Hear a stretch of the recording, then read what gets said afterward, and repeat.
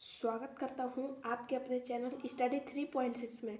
तो बच्चों, आज के इस वीडियो में हम प्रश्नावली 3.4 का पार्ट 2 देखेंगे। इसके पहले वाले वीडियो में हमने पहला खंड करा दिया था और इस वाले वीडियो में हम दूसरा खंड करेंगे। तो चलिए अब वीडियो को स्टार्ट कर देते हैं। तो देखिए, कहा था कि निम्न समस्याओं में रैखिक समीकरणों के युग्म बनाइए और उनके हल विलोपन विधि से ज्ञात कीजिए यदि उनका अस्तित्व हो तो। ओके,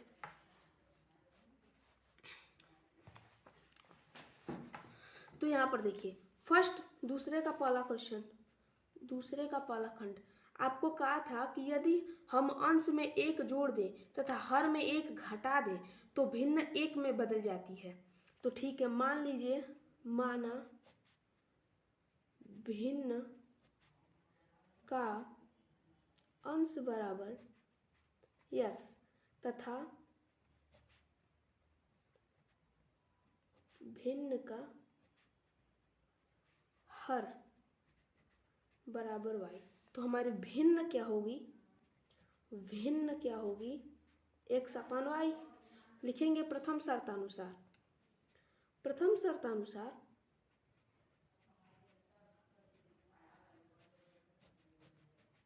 देखिए, प्रथम शर्तानुसार आप ध्यान से क्वेश्चन को पढ़ेंगे तो एकदम आसान से आप समझ जाएंगे। क्वेश्चन को जितने अच्छे से पढ़ेंगे क्वेश्चन उतना ही अच्छे से समझ में आएगा।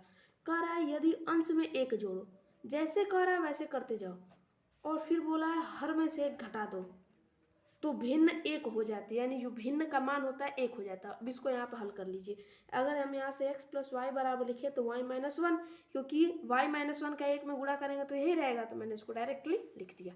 अब देखिए, अब ये 1 है, यहाँ पर ये 1 है।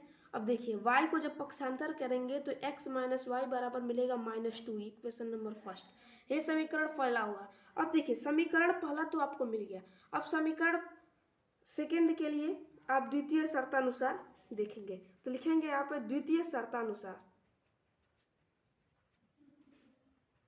द्वितीय शर्त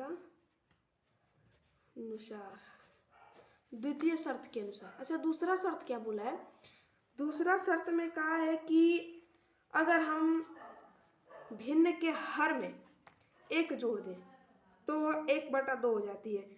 अगर भिन्न ये है x बटा वाई, तो अगर उसके हर में एक जोड़ दे तो वो 1/2 हो जाती है, यानी 2x बराबर y प्लस 1 हो जाती है। अब जब इसको करेंगे तो 2x माइनस वाई बराबर 1, इक्वेशन नंबर सेकेंड। अब ध्यान से देखिए समीकरण 1 व 2 को। अगर समीकरण 1 व 2 को आप ध्यान से देखेंगे तो आपको लगेगा कि अगर समीकरण 1 में से 2 को घटा दिया जाए तो हमें x का मान मिल जाएगा। क्यों? क्योंकि दोनों y को देखिए, x को मत देखिए क्योंकि x का गुणांक सेम नहीं है। y को देखिए, y का गुणांक यहाँ पर सेम है, 1 दोनों का है, मगर दोनों के चिन्ह समान है। अगर घटा दे तो एक का चिन्ह प्लस हो जाएगा और एक का माइनस रहेगा, तो कट जाएंगे, एकदम कटेंगे। तो लिखेंगे समीकरण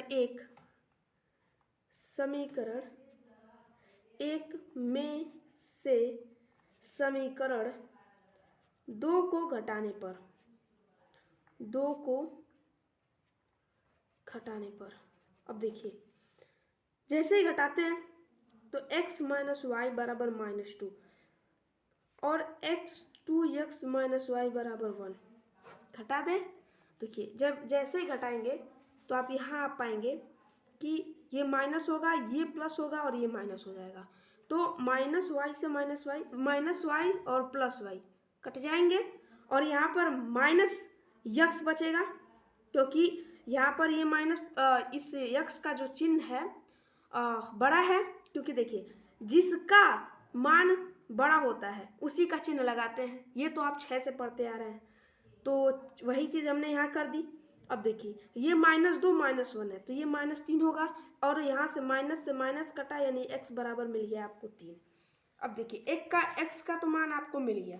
देखिए, ये विलोपन विधि है। विलोपन विधि ऐसी होती है, प्रतिस्थापन विधि, इसके पहले हमने समझा रखा है। उसका भी लिंक मैं नीचे डिस्क्रिप्शन बॉक्स में दूंगा, वहाँ से आप उसको देख सकते हैं। फिर इसके बाद क्या बोला है कि अब यक्स का मान किसी एक समीकरण में रख दो। यहाँ पर यक्स का मान किसी समीकरण में रखोगे काम चल जाएगा। तो एक्स का मान आप किस में रखो, 2 में रख दो। एक्स का मान समीकरण 2 में रख दो। 2 में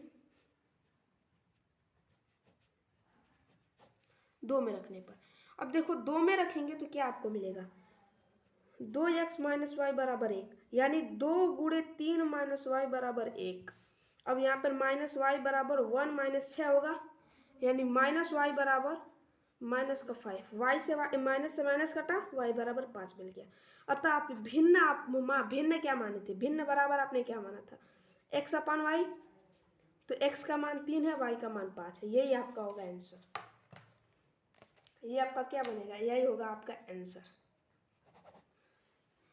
अब देखते हैं अगला क्वेश्चन। इसमें 5 प्रश्न दिए हुए हैं और पांचों प्रश्न बहुत ही इम्पोर्टेंट हैं। अगर आप उनको ध्यान से पढ़ेंगे तो इनमें से पेपर में से इन क्वेश्चंस में से पेपर में एक ना एक क्वेश्चन आ जाएगा, बड़े नंबर में आ जाएगा। तो उसके लिए तैयार रहना पड़ेगा आप लोगों को। अब देखिए यहाँ पर देखिए कह रहा है 5 वर्ष पूर्व नूरी की आयु सोनू की आयु से 3 गुनी थी। 10 वर्ष पश्चात नूरी की आयु सोनी की आयु की 2 गुनी हो जाएगी। नूरी और सोनू की आयु कितनी है। तो ठीक है, जो पूछेगा उसी को मानते हैं। तो मान लिया नीरू और सोनू की आयु बराबर x वर्ष। यहाँ पर केवल आपको हम समीकरण बना के दे देंगे, आप उसको हल करेंगे ना तो उससे भी आपके मान, आपका आंसर जो है मिल जाएगा। आपको तो आंसर से मतलब है, सब कुछ हम बना के देंगे तो आप करेंगे, कोई बात नहीं। चलिए शुरू करते हैं। ठीक, क्या कहता कि नीरू, अरे क्या है, नूरी और सोनू है तो मानेंगे, माना नूरी की आयु बराबर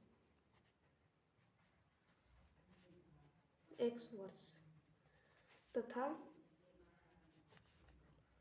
सोनू की आयु बराबर y वर्ष। अब देखिए प्रथम शर्तानुसार, अब प्रथम शर्तानुसार 5 वर्ष पूर्व हम लोग को ले जा रहा है, तो हम लोग भी चलेंगे 5 वर्ष पहले।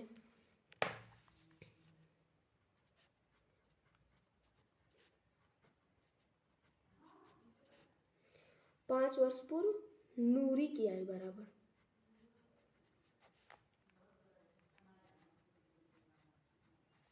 5 वर्ष पहले वो 5 वर्ष कम रही होगी, तो उसके आयु में से 5 वर्ष घटा दें, हो गया। अब लिखेंगे 5 वर्ष पूर्व सोनू की आयु। बाबू एक बात बताता हूँ, ये क्वेश्चंस बिल्कुल एक ही कॉन्सेप्ट पे आधारित होते हैं और बाबू जितने अच्छे से आप क्वेश्चंस को पढ़ोगे ये क्वेश्चंस उतने ही आसान आपको लगेंगे। अगर आप क्वेश्चन ध्यान से पढ़ेंगे तो क्वेश्चन एकदम आसानी होगी, एकदम क्वेश्चन आसान आपको लगेगा। अगर आप क्वेश्चन को मतलब इधर उधर करके पढ़ रहे हो, ध्यान से नहीं पढ़ रहे हो, तो ये क्वेश्चन आपको समझ में बिल्कुल नहीं आएंगे। तो अगर आपको वीडियो में अगर थोड़ी सी भी कहीं से अभी तकलीफ लग रहा है कि नहीं यहाँ पर ये चीज़ छूट रहा है, मुझे ये चीज़ नहीं समझ में आ रही है, तो वीडियो वहीं रोको और पीछे जाओ, फिर से वीडियो देखो, जब तक समझ में ना आए तब तक देखो। अगर फिर भी समझ में ना आए तो हमसे पूछो, ठीक। चलिए,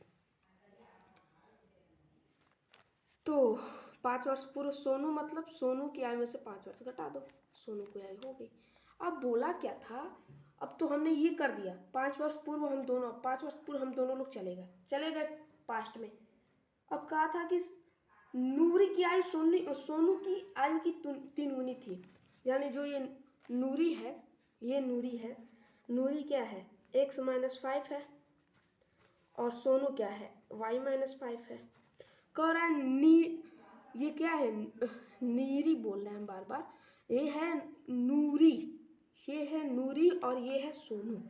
तो जो नूरी है वो सोनू की 3 गुनी है।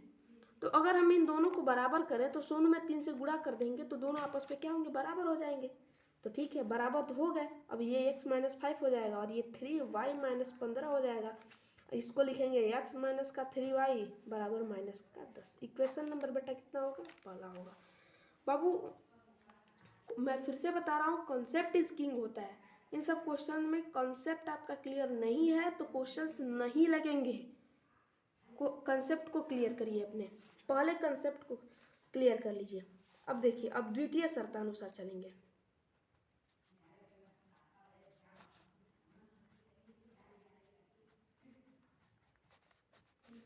द्वितीय शर्तानुसार बेटा, द्वितीय शर्तानुसार क्या बोला है कि 10 वर्ष पश्चात। देखिए पहले बोला था 10 वर्ष पूर्व, अब बोल रहा है 10 वर्ष पश्चात। पूर्व और पश्चात तो दोनों एक ही हैं, तो ले चलते हैं इन दोनों को 10 वर्ष पूर्व। तो लिखेंगे 10 वर्ष पश्चात बोला है बेटा, मैं गलत सोच रहा हूँ। 10 वर्ष पश्चात मतलब 10 वर्ष के बाद, यानी 10 वर्ष पश्चात यानी 10 वर्ष के बाद। मैं 10 वर्ष पूर्व कह रहा था ना, नहीं गलत है। 10 वर्ष पश्चात मतलब अब से 10 वर्ष के बाद। जैसे आप मान लीजिए इस समय हम 25 साल के हैं, तो 10 वर्ष के पश्चात हम 35 के हो जाएंगे। वैसे ही होगा ये भी। 10 वर्ष पश्चात नूरी की आयु, यहाँ लिख लीजिएगा 10 वर्ष पश्चात नूरी की आयु। मैं यहाँ छोड़ दे रहा हूँ थोड़ा सा। नूरी की आयु क्या होगी, x प्लस का 10 हो जाएगी। फिर 10 वर्ष पश्चात 10 वर्ष पश्चात आप निकाल लो सोनू की आयु कितनी थी। सोनू की आयु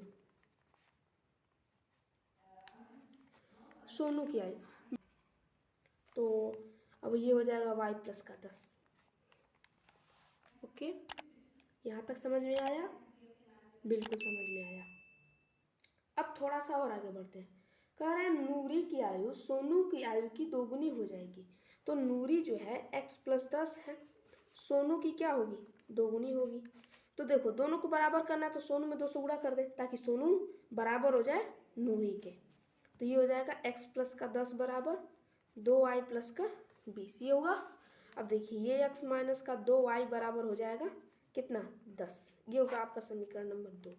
अब देखो बेटा, 2 समीकरण यहाँ पर आपके बने हैं ना, यहाँ पे 2 समीकरण बन गए कि नहीं बेटा, बन गए कि नहीं, बिल्कुल बन गए।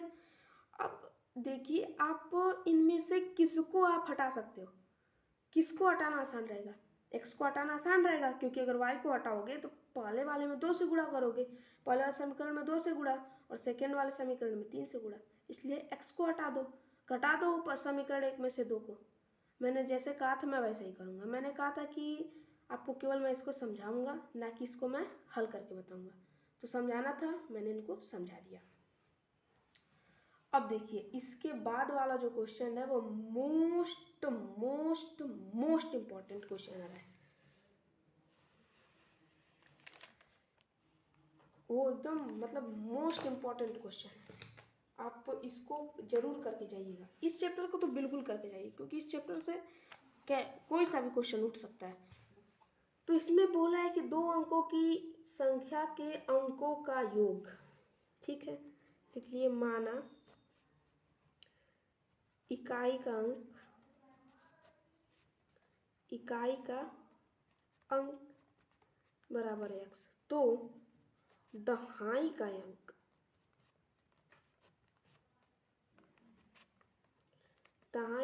बराबर y। तो संख्या क्या बनेगी, 10y प्लस x। 10y कैसे हुआ, दहाई का अंक मतलब 10 गुना, 10 गुना यानी दहाई के अंक y यानी 10y, दहाई का अंक मतलब 10 गुना, सैकड़ा का अंक मतलब 100 गुना, ऐसे करते, ठीक। अब देखिए प्रथम शर्तानुसार क्या बोला है, प्रथम शर्तानुसार इसका एक क्वेश्चन और है, वो भी बहुत बार पूछा है, बट वो एनसीईआरटी में नहीं दिया होगा, उसको मैं अलग से उसको कराऊंगा, क्योंकि वो इम्पोर्टेंट है और उसको कई बार पेपर में पूछा है, आपके बोर्ड परीक्षा में बार बार उसको पूछ रहा है।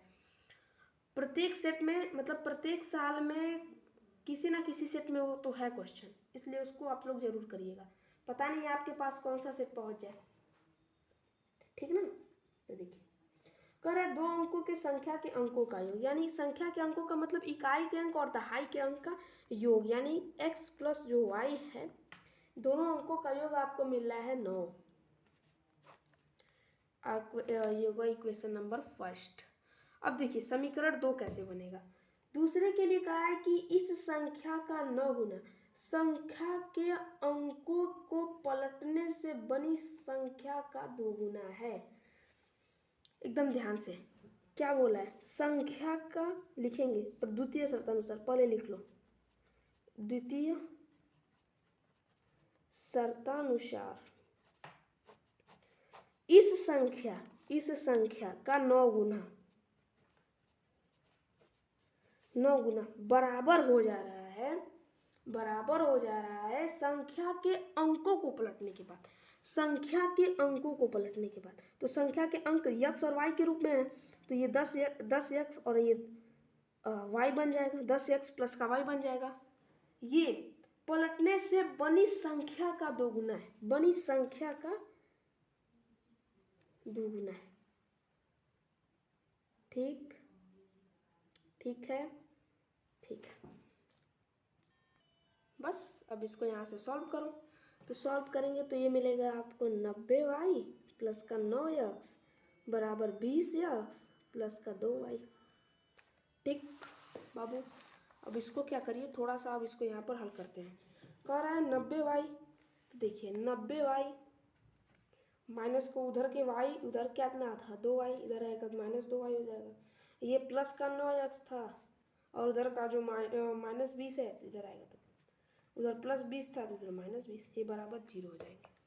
घटा लीजिए, इसमें से इसको घटाएंगे तो 88y माइनस का ये कितना हो गया 11x बराबर का 0। इक्वेशन नंबर अभी नहीं काम करिए, 11 कामन कर लो, 11 कामन करेंगे तो 8y माइनस का x बराबर 0, यानी 8y माइनस का x बराबर 0। देखिए अगर मैं यहाँ से हल करता बाबू, तो यहाँ से हल करने पर लंबा प्रोसेस होता, यहाँ से इसको छोटा हो रहा है और उसके बाद उधर प्लस x है, इधर माइनस x है, काट दीजिएगा हो जाएगा। इसको या करके एक चीज़ और करिए, ऐसे करिए माइनस x प्लस 8y बराबर 0, ये आपको समीकरण नंबर 2 बनाना है। इसके बाद समीकरण 1 और 2 को क्या करिएगा, जोड़ दीजिएगा। मैं लिख देता हूँ समीकरण 1 व 2 को जोड़ने पर, समीकरण 1 व 2 को जोड़ने पर बाबू समीकरण 1 क्या है, x प्लस वाई बराबर 9 और माइनस एक्स प्लस 8y बराबर 0। जोड़ दीजिएगा, माइनस से माइनस कटेगा, ये 9y बराबर 9 यानी y बराबर 1। अब y का मान समीकरण नंबर 1 में रख दीजिए।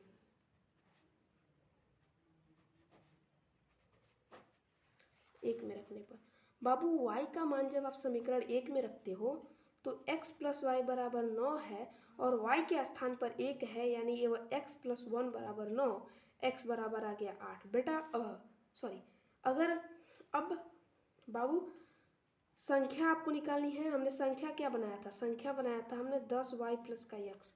अब 10y मतलब 10 गुणे y का मान दिया है 1 प्लस का x का मान 8, ये हो जाएगा 10 प्लस का 8 यानी 18।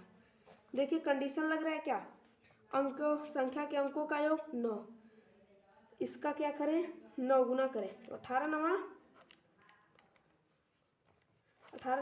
162। संख्या के अंकों का स्थान बदल दो तो ये बनेगा 81 का 2 गुना 162, यानी ये कंडीशन बन रहे हैं, यानी कि दोनों हमने मतलब इस क्वेश्चन को बहुत ही सही तरीके से किया है, क्वेश्चन गलत नहीं है। तो बाबू इस पार्ट में केवल हम 3 क्वेश्चन ले रहे हैं, बाकी के क्वेश्चन नेक्स्ट पार्ट में मिल जाएंगे। तो अब वीडियो यहीं पे कर देते हैं समाप्त। अगर वीडियो आपको पसंद आए तो वीडियो को लाइक करो, चैनल सब्सक्राइब कर लो और बेल आइकन प्रेस करो ताकि आपको सारी नोटिफिकेशंस मिलती रहें। तो फिर मिलेंगे किसी और वीडियो में कुछ और जानकारी के साथ। तब तक के लिए टाटा बाय बाय और जय हिंद। अपना ख्याल रखो।